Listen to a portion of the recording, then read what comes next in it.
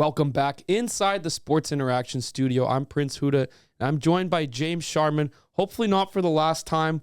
Got a big few games this weekend. The conclusion of the Euros and the Copas.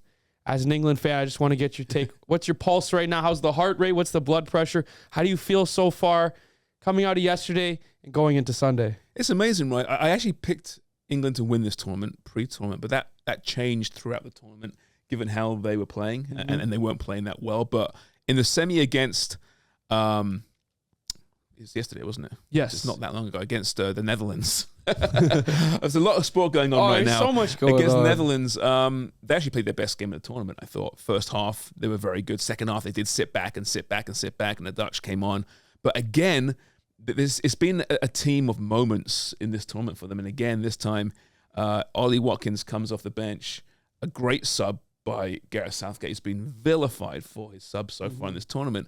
And he gets a beautiful ball from Cole Palmer, another sub, and finishes. And they play really well. They deserve the win in the end. So it seems as if there's that magic dust has been sprinkled over England right now. They're not playing the best football, but they're getting results. Now, they were in the easier half of the draw. Let's not forget that. I don't know if they'd have got to the final if they were in the other half. No. But regardless, they are where they're at. And in the tournament, in the final, anything can happen, right? And listen, Spain have been by far the best team of this tournament so far. But no team has ever won 6 straight games up until Spain in this tournament at Euros. So already they've broken a record. Will it be 7? Are they due a bad game? I really hope so. But what a weird tournament so far. No one's played great apart from Spain, but here we are, England, Spain, one off, anything can happen. Yeah, it's interesting. I was at the grocery store the other day, and someone was talking to me about the Euros. They said no team's playing to win, teams are just playing not to lose. Which It's I thought was an cagey, interesting right? take. It's very cagey. Yeah, I don't know why, because the World Cup was way more open than this, way more attacking. But teams seem to sit on leads now. A lot more. England actually, for all the criticism, have defended pretty well in this tournament as well. So that might cause Spain some issues. But listen, I'm assuming Spain are the favourites. Yes. And they should be the favourites. So there's some value with England. And given, like I said, they've got this magic pixie dust right now, sprinkling it on there. Who's going to have the moment in the final? That's the thing. It's funny that England's gone down or gotten scored on first in each of the last 3. So if you're just a live bettor sitting there taking England every time they get scored on, you'd be making some good money right now with the last game with the 90th minute goal and then the penalty kicks before. And then I think it was the game before they also scored in the 90th minute and scored an extra time. So yeah, it's almost like as you said, a fairy tale run here that you'd hate to see it end in a way that wouldn't be, a comeback win in the last game of the tournament. But to your point, to lift the trophy, it's not as crazy as I thought it would be. Spain minus 150, England plus 110. In regular time, England plus 240, Spain plus 145. The tie plus 185. I mean, the finals, we got to see penalties. We got to see extra time, don't we? No. I know you don't want to see. I'm just this is a New there. England, right? This is a New England, and their shootout against the Swiss were 5 brilliant penalties. They got a new system this time around, right? Yeah. They got the buddy system. So they're actually pairing players up to take us up with someone else, so they don't have to walk the 50 yards to the spot by themselves. They get taken there by a buddy, and the buddy meets them as well, halfway as well. So this whole mental strategy has changed with this England team. So penalties, although listen, they're terrifying, I don't want to see them. But under Gareth Southgate, I believe he's won 3 or 4 shootouts, which again shows how Southgate's reinvented the perception of this England team. Love or hate him, he's got the results so far. Well, definitely love or hate. I think the last time we were here, and prior to that, it was fire Southgate. He doesn't know what he's doing. He's coaching this team into oblivion. And then now, seems like everyone's singing his praises. So if England does lose this game, is Southgate's job intact, or have we forgiven him for the start of this tournament based on how they've played recently? I think he'll walk. Okay. If they win it, he might want to stick around and enjoy being a victorious England manager entering a World Cup. But I think if they lose, I think he'll walk. He's had enough. This is a smart guy who's endured a lot of abuse in this tournament. He's mentioned it over and over again how it's been a really weird situation off the pitch, the way that the fans are kind of turned on this team. He's not impressed about it whatsoever. Yeah. It's got to be enormous pressure, right? I mean, you're paid enormously as well. So I think he could walk. It's one of those situations, I think, where we'll look back in a few years or months even as the whole Gareth Southgate journey and look at it as being very successful. Right now, there's still some anger, some frustration about the way the team plays. But if you look across the Euros this year, every team apart from Spain are playing the same kind of way. That's true. It's not just Gareth Southgate. But yeah, I mean, listen, we want to see them play attacking football. Of course we do. We want to see them bring on the young studs a little bit earlier. Of course we do. But they're in the final, right? So I think we need to give the guy a break, right? Yeah, He's doing something right. Yeah, no, I think the first time we talked, the comparison was made between the Toronto Maple Leafs and England. And watching this tournament, it feels the same, where it's like the fans absolutely will destroy the team for the first half of the game.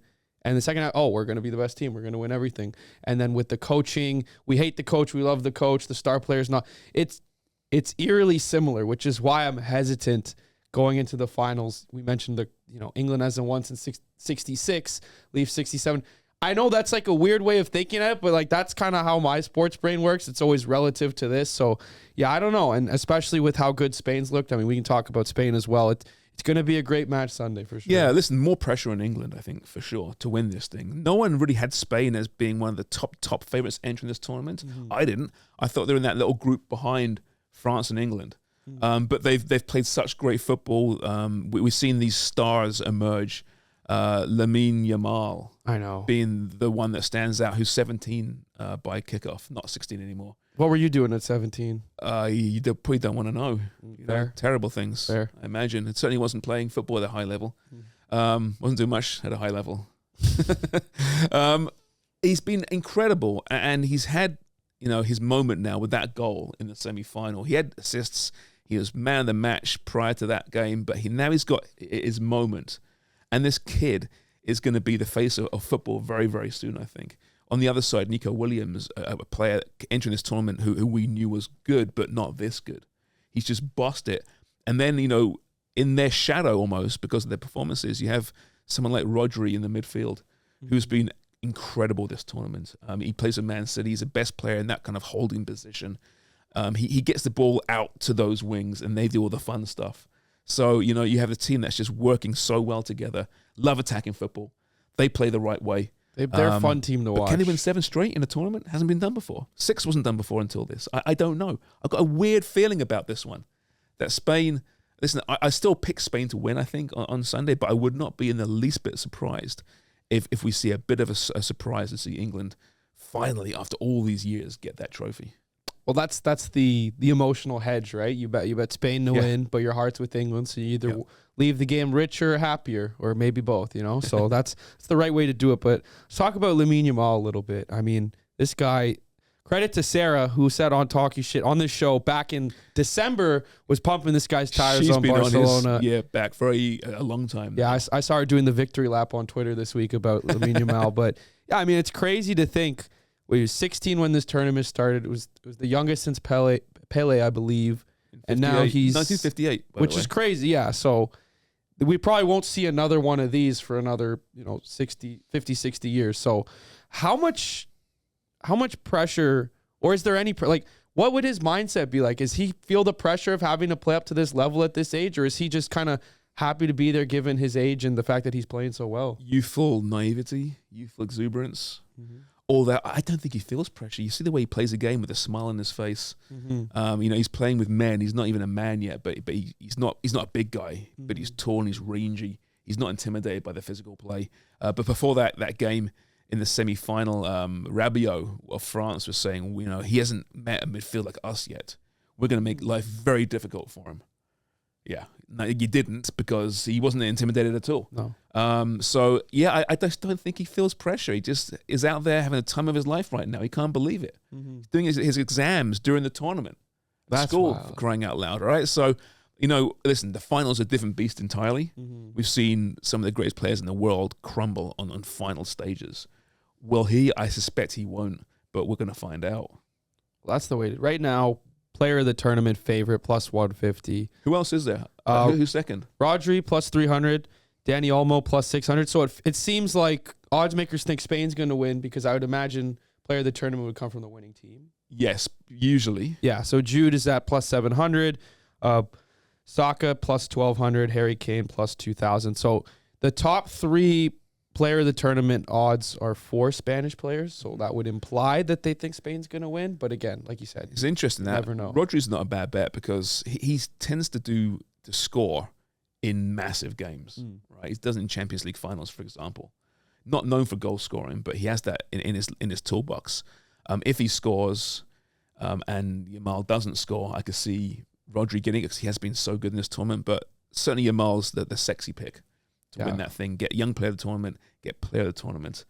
He's been the best player in the tournament. It's been that simple, really. He's had his moment, right? As great as Rodri's been, he's done all the dirty work behind the scenes. He hasn't had his moment just yet. Yeah, I'm trying to find that for you, the Rodri anytime goal.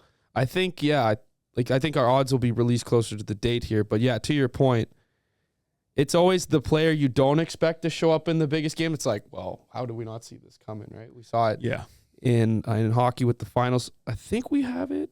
I'm just pulling it up. There we go. Plus 550. Is he? Oh, okay. So that's interesting. I like that. And then, if England do win, Jude Bellingham's got 2 goals so far. The Golden Boot is co-leaders right now with 3, including Harry Kane, by the way. That's right. He's being criticized and maligned by the England fans. He's right now co-sharing the Golden Boot. He might win this thing. So, yeah, they're all good picks. Almost interesting because he didn't start as a starter, but Pedri got hurt. I really like this player. He's so much fun to watch. He's been great the last couple of games.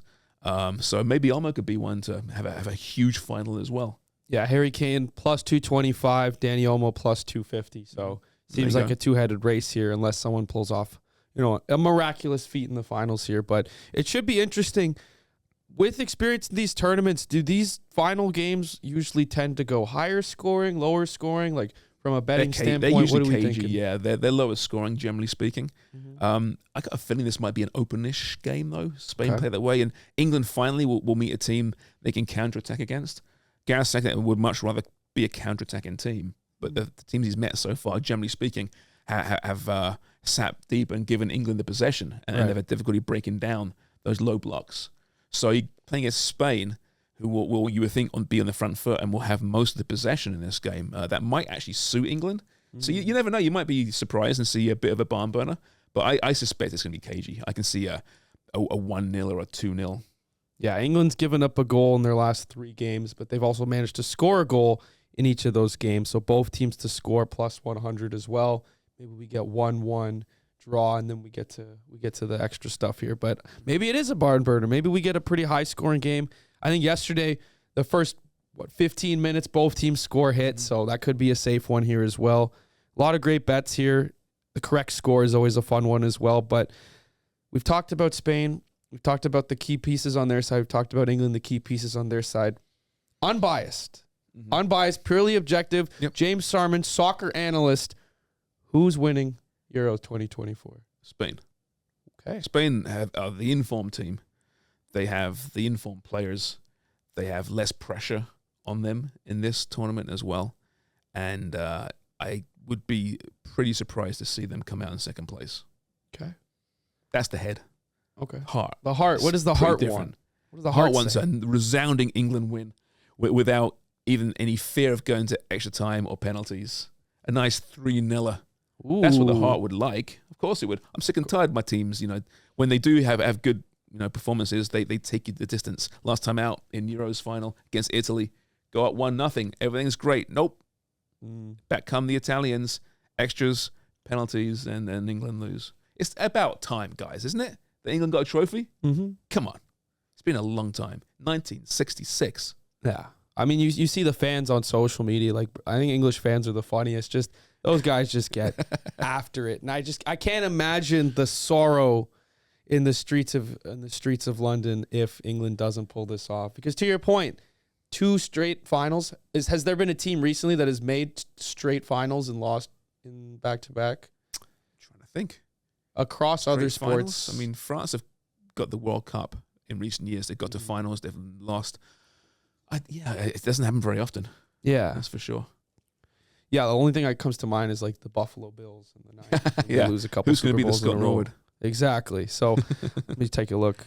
Teams have won back-to-back. I don't think teams have lost back-to-back. No. So it would be pretty heartbreaking for English fans. And, You already know the hashtag Fire Southgate. They got the tweets, the draft's ready. Whether they win, they do this. They lose, they do this. But yeah, I hope for your sake, England as well. I'm gonna go England as well. I mean, let's bet with the hearts. If there's one game left in this tournament, let's put our hearts out there. So I hope to say it's coming home. Everyone says it on social. They say it's more of like a meme now, where it's like, oh, it's coming home when it never does. I'd like for it to actually be spoken and mean it came something. home. Exactly, it came home. Yeah, that's a better way to do it. We'll chat on Monday and we'll say it came home. Yeah, over the weekend. That's what I mean. Where it belongs. Well, we'll see how you're feeling Monday. The arrogance of the English fan, maybe Tuesday, where it belongs. Yeah, maybe Tuesday. I think actually China invented soccer, to be honest with you. So, really? Yeah, I believe so. Oh, so hey, there you go. Where's their team? I mean, well, not in Euros. Yeah, they got some other stuff going on. But any goal scoring props you like? We mentioned Rodri. Anything? On yeah, the like I said, Harry Kane Golden Boot. I mean, he's on 3 right now. He's popping up, right? He's not the Harry Kane that we're used to. He's labouring under an injury, I think. But he actually had his best game, I thought, yesterday. But he was taken off the pitch for Ollie Watkins. Finally, Southgate saw the light. But Harry Kane, if anyone's under more pressure, I don't know who it is on Saturday's game. Interesting. Given that he just doesn't win trophies. He's a fantastic player, a world-class centre forward who never wins championships. He makes the move to Bayern Munich, who won the last 11 German crowns this past season, and they don't win with Harry Kane. Yeah. Give the guy a trophy, He's won Golden Boots before at World Cups. Mm-hmm. That's not good enough. Give him a real trophy. But yeah, I like the that plus 250, was it, for Kane, I think? Kane was 250 to be the leading goal scorer in the game, I believe. Oh, in the game, okay. In the game, it was 200. Oh, okay. In the game, it was 200, and then leading goal scorer of the tournament was 250. 250, okay. So right. Almost got, I think, 2 goals as well. Mm-hmm. And Bellingham's on 2, so... Yeah. Yeah. Well, yeah, and then I think, no goal, if we think it's a 0-0 all the way through. It won't be a 0-0. 575. I'm confident it won't be a 0-0. Never know. Say it on here, and then you'll see a clip Monday. Maybe if it happens, who knows? Exactly. Who knows? But what do you know? No one knows anything. But let's flip gears a little bit. The other big tournament going on, the Copa Americas and Canada. I think the first time I like watching these back and kind of seeing where we assessed and what we didn't. Before these tournaments started, we had the props up. Will Canada win a game? The resounding answer across this office, across social, across this room was no. Over under 1.5 goals in this tournament. We took the over, so that one hit. But how impressive, or how impressed were you by Canada and their performance at Copa America? Massively. Under a new coach in a group that it wasn't as intimidating as it could have been, given that both Chile and Peru are well past their sell-by date. But you have the world champions in there. The way they played, the way they weren't intimidated, they weren't overwhelmed by facing these great South American sides. They played with such tenacity and swagger. When things got tough, they kept their heads. It was a brilliant performance. And just to say that, and again, we'll look back in months and years to go, and we'll say, yeah, Canada made the semifinals of Copa America. That is incredible. Full credit to them all. Not one player had a bad tournament. Sure, they didn't score many goals, and that's a concern. But listen, we're just splitting hairs. I'm so happy for that group of players who have bounced back after a really tough year or so following the last World Cup. Mm-hmm. So, listen, it's incredible. Are they going to be reaching semifinals of tournaments in the future? Maybe. Who knows? Hopefully. The World Cup at home. Listen, getting out a group will be the objective there, I think. But next year's Gold Cup next summer, 100%, they could be winning that thing. They should be thinking they can win that thing. So, great times once again to be a fan of Canadian soccer. These guys showed up and I think surprised a lot of people.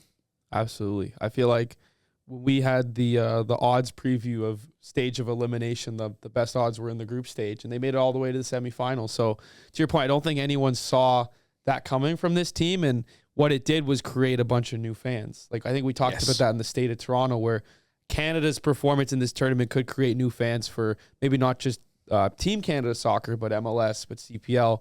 You know, CPL got a nice shout out after the game there as well. So yeah, by Eustachio. It's very cool to see. Like I think this country always seems to rally around teams. We saw with the Raptors a few years ago. Prior to my time, the Blue Jays. You saw Canada kind of rally around the Oilers recently for hockey. So whenever Canada has some sort of competitive sport or some reason for Canadians to feel proud and passionate, they always seem to come out, and the sports bars were full. MetLife Stadium had quite a bit of Canadian fans, and it was just a good it's a good stretch of time, I think, for the country, and hopefully a good sign for this team moving forward. Yeah, exactly. And listen, the hardcore fans are a small number, but they're very vocal. I hope that, given the fact that the competition on the airwaves was limited, right? Because the Jays aren't doing anything; they're awful. People aren't really watching them like they used to. Sean is. Sean is, because he's losing money every week, right? Yeah. But there aren't any other sports on right now. They have this captive audience, and hopefully there's some new fans. So they must now keep this up, right? They can't go away. They had a great qualifying campaign for the World Cup, and then it went away, that momentum. They've got to keep building. We've got Olympics coming up with the women. A good tournament there would only help this thing. Hopefully, some of the new fans who watched that might now be turned on to watching some MLS, and who knows, CPL as well. Some good Canadian talent there. I think it's really important time. Now, Canada Soccer's got to harness it. Yeah, you got 2 years and market now. the crap out of this team and these players ahead of a home World Cup. What a time to be a fan. Just enjoy it right now, and hopefully the numbers are going to only increase. Yeah, I'd love to look back in like a year. Like, I know the ratings for the Canada, Venezuela, Argentina games were like higher than anything they've seen before. I'd love to know, will that have a trickle effect on MLS ratings, or will we see more CPL games broadcasted on television? We've got to find broadcasters, right? That's the problem, right? MLS is Apple, right? Have that, so it's not too many games are broadcast on terrestrial television, right? And CPL are trying to figure out what they're doing as far as a broadcast deal, on linear TV. They'll figure it out eventually. I'd imagine it's imminent, given what just happened and the fact that more people are interested in. Hopefully, you can only hope. Right? Speak to Rogers and Bell about that, because they don't really want it. I got him on. Anyway. I got him on speed dial. I mean, you were around there. You could probably make some calls. Make some calls. I'm sure they'll listen to me. Yeah. Well, Canada still has one game left in this tournament. We have Uruguay in the bronze medal game taking place this Saturday.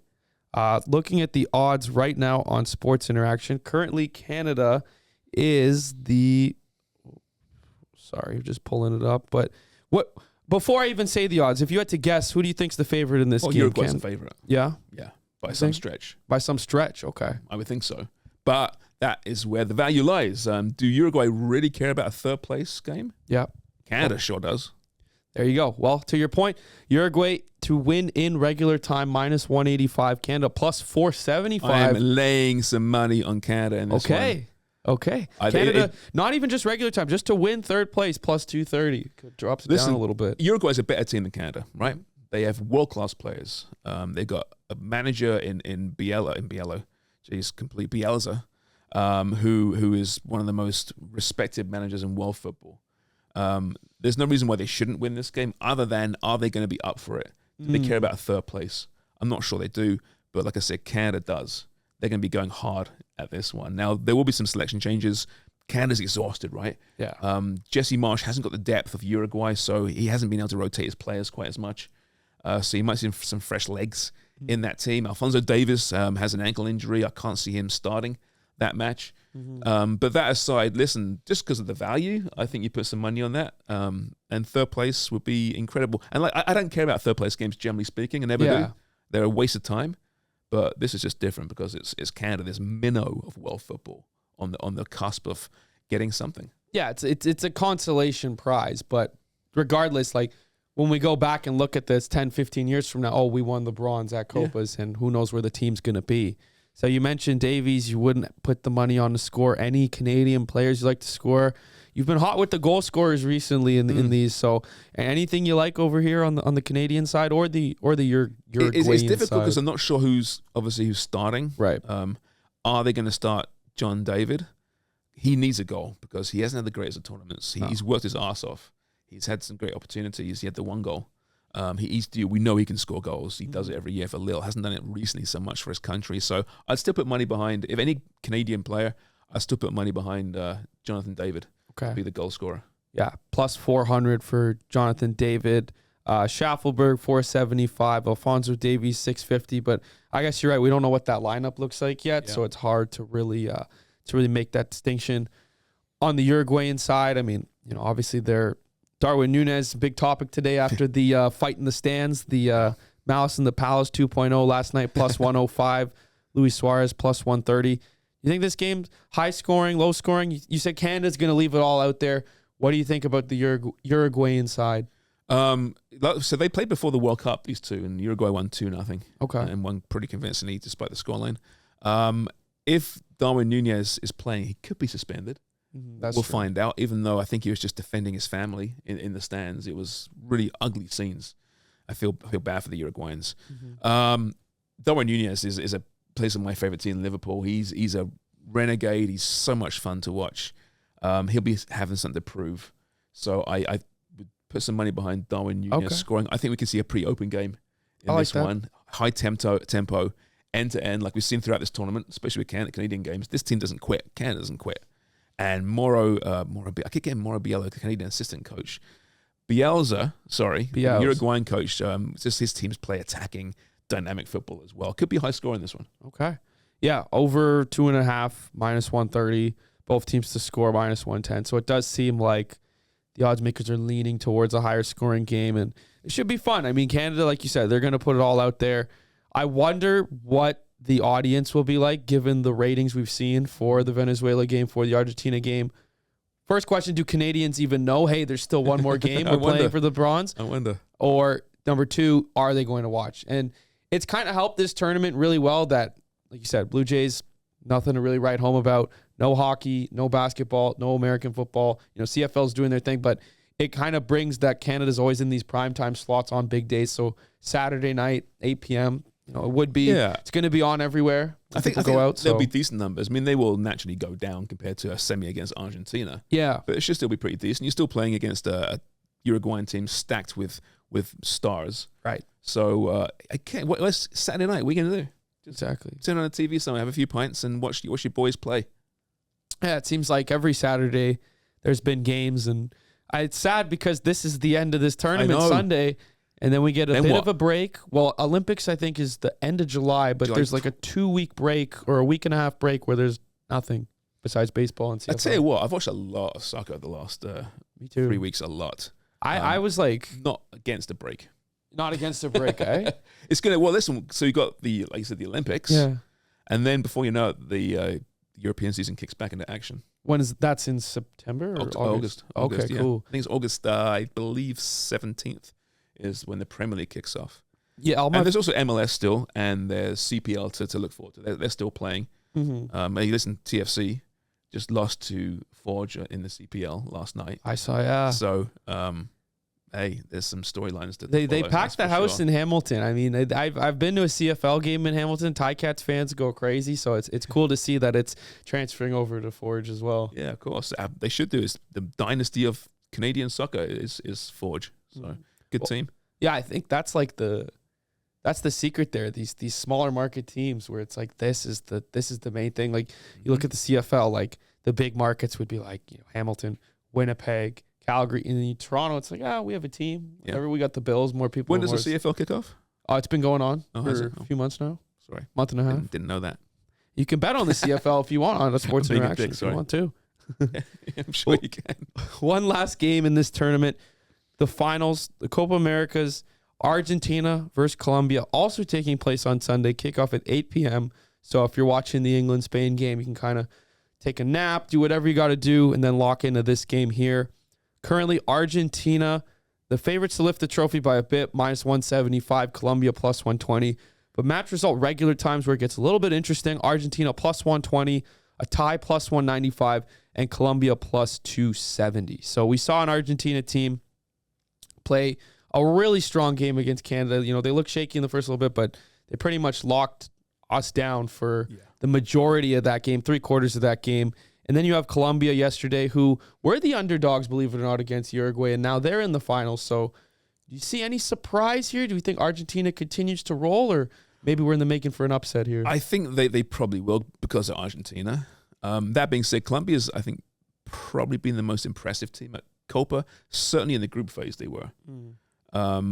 So I could see a surprise here. Ooh, okay. I could. I might put some money on Colombia. Argentina can't win everything all the time, right? They are Copa defending champions. They won the World Cup. And they've been good, but not great in this tournament so far. But they elevate, they raise the game when they can. Messi isn't on 100% at this point. He's battling a bit of a leg issue. Lautaro Martinez has been, I think, the top scorer so far, and he's coming off the bench for Argentina, by a landslide, which speaks volumes, right? So I understand why they are the favorites, but yeah, I kind of have a feeling about Colombia in this one. James Rodriguez is just, once again, he puts that Colombian shirt on, he becomes a different player. He's brilliant for his country. And Luis Diaz of Liverpool is always going to be a major threat there. So, you know what? There's some value there. Why not? Yeah, it's interesting. I just see player of the tournament, James Rodriguez -140 to win. Wow. However, Colombia's underdogs in the game. So I don't recall a time where player of the tournament doesn't go to a player on the winning team, but it seems like, are they telling us here that maybe bet Colombia? Like, I don't know. I work for the book, so I don't know. I don't know if I'm giving up any information. This is all public, but it's just Soccer's a weird sport. Remember 2006? You probably don't, but Zidane was named tournament MVP and then headbutted Materazzi and got sent off. Oh, okay. I remember the headbutt. I remember hearing about that. After being named, I think, the Golden Boot winner. We just saw it in hockey. McDavid won the playoff MVP and his team didn't win, so maybe it is possible. Do you like any goal scorers in this game? It seems like what we talked about with the Euros, the finals are a little bit more cagey, a little bit lower scoring. If there are some goal scorers on either side, you mentioned Martinez. Anyone else you like? Messi, maybe? One last hurrah here? Julian Alvarez has been brilliant, scored against Canada. I really like him. He'll probably start this game as well for Argentina. And for Colombia, like I said, Luis Diaz. So much fun to watch. Dangerous as hell out wide on the left-hand side. So they'll be my two goal scorers in this one. These two teams know each other pretty well from qualifying for the World Cup. Haven't met yet, though, in this year's qualifying campaign, but they do meet in September. Okay. So a little dress rehearsal for that. I like that. Dress rehearsal. So Julian Alvarez +230, Luis Diaz +380. So we're hitting some big ones here with the couple of goal scorers you've given out for these games so far. So you think Colombia can lift the trophy here, or is this Argentina's game? Yeah, I'm so torn because I understand Argentina and it's hard to bet against them, but I just have this feeling about Colombia. You know what? I'm going to take Colombia. What the hell? There we go. Colombia in this one. Is it the brain, the heart, or both? It's a little bit of both. They've been, I think, the most dangerous-looking team at this tournament so far, despite being pushed tight by Uruguay. But yeah, I like them. They got nothing to lose.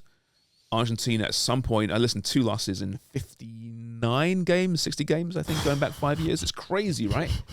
They haven't been at the best in this tournament, so there could be a good opportunity for a shocker. It wouldn't be a shocker, a surprise. Okay. So yeah, I know I'm going to take Colombia. I like it. I'm looking at both teams to score at plus money right now. That seems like a free play as well. It seems like that one's going to be a lock here. I think prior to the tournaments, you said England Euros, Argentina Copas, and here we are, month and a half later, England in the finals of Euros, Argentina in the finals of Copas. I guess I get some things right. Not often. I mean, Sean reminds me constantly about my on our little watch-along parties. I think I'm 0 for 11. On the bets? Which isn't great. Oh, well, that turns around this weekend. He was happy to remind me last time. So, well, he's been hot, so I think that's why he's all confident because he's been winning. I see his tweets. Not yesterday. Not yesterday. But whenever he's on the stream, he seems to win. But yeah, I think the stream will be fun Sunday. You got Dan Wong coming on with Dan Wong. Yep. Okay. He's back in the house, so we won't be short of words. That's for sure. I'm looking forward to it. Yeah, I was at the where was I? The last stream, I was at the gym. They weren't even playing the game. They were playing your Sportsnet package on Canada from the day before. So I was watching the watch along to watch the game basically. So it's a very captivating bunch in this room. My friend. Yesterday when that final whistle went, I got a little emotional. Oh. And I'm not an emotional person at all. If England do the impossible and actually would lift a trophy on Sunday, I might lose dignity live on air. Okay. So we'll see what happens. I don't know how I'll react. I honestly don't know. But given the little teaser in the semifinal, how I felt after that whistle went, it's like, wow, where did this come from? This is kind of weird. A lot of pent up emotion over the years, I guess. That'll be interesting. That'll be very interesting. I encourage everyone to tune into that. I think you just sold it better than anyone else could. Yeah. Whether they win or lose, we're going to get a clip from James Sharman here. That could be. I won't be at my best. It won't be at your best. No. Well, I hope you win some bets at least. Whether England wins or loses, I hope you win some money here. Shall I hedge? It's against England. It's tough. Do I hedge financially? So I remember a few years ago when the Leafs were up remember they were up on Montreal and they blew the series lead and they went to Game 7. I hammered Montreal. I was like, I know the way the momentum's working. And Montreal won that game, and I was like, fuck, this money just feels dirty. It felt like dirty money. But you did spend it, didn't you? No, I probably lost it betting on something else. But like the winning money, seeing my team lose was just a weird feeling. I know. Would I do it again? No, but it did make sense in the moment. I don't mind dirty money. Okay. I'll tell you. Okay. Happy with dirty money. That's fine then. Then Maybe hammer Spain. But then what if England won and you put money on England as well? The double jubilation. Well, then you're gonna lose one on one side. You got to play the odds. So torn. It's hard. Or you just take props. You know, both teams score, over-unders, goal scorers, and then you're just watching the game the game. That's true. But, yeah. I mean, this has been fun. Love to check in and see where you're at physically, mentally after Sunday. We got a lot of big games this weekend. If you want to bet on the Copas, if you want to bet on the Euros, you want to bet on the MLS, we got it all at Sports Interaction. Download the app today. Tune into the locker room this Sunday. James Sharman sweating England versus Spain. Sean's going to be there. Dan's going to be there. Make sure you tune in. We're on Twitter. We're on YouTube or X, Twitter, whatever it's called, YouTube, and our sportsbook. So make sure you tune in and download Sports Interaction today. Your homegrown sportsbook. Bet local.